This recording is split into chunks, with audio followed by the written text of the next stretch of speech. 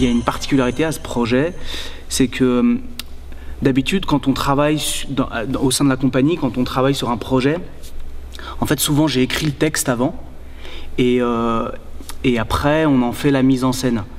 Or là, la particularité de ce projet, c'est que j'ai pas encore écrit le texte et qu'on est parti sur une thématique qu'on avait envie d'aborder, et du coup l'objet, le spectacle, va se concevoir beaucoup plus à deux.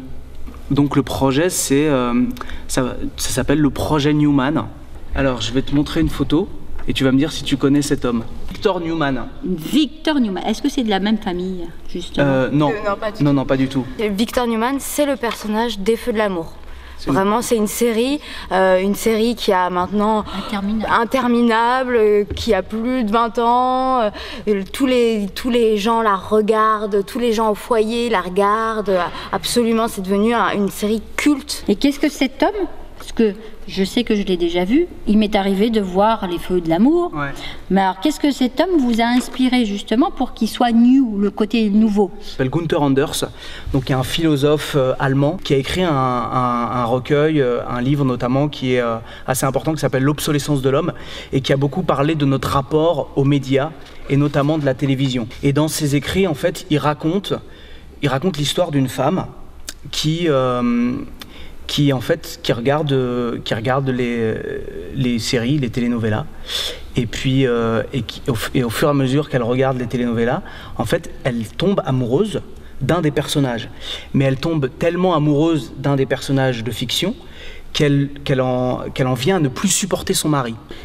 C'est beau aussi de tomber dans l'illusion de pourquoi pas trouver le prince charmant et vivre une belle histoire, parce que on espère tous du bonheur.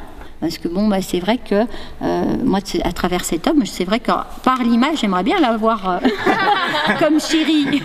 Mais après, c'est vrai que dans la fiction, et moi, ce que j'attends d'un homme, par exemple, je ne l'aurais pas. C'est ce que je vois à la télé, comme tout ce qu'on nous fait croire, les princes charmants, etc.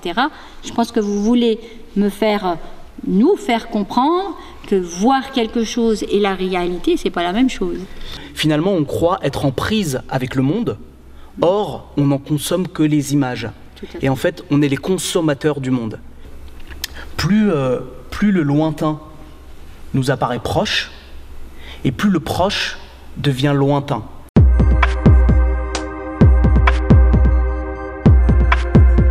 Quelle place, moi je dirais, quelle place ont les images dans votre vie ?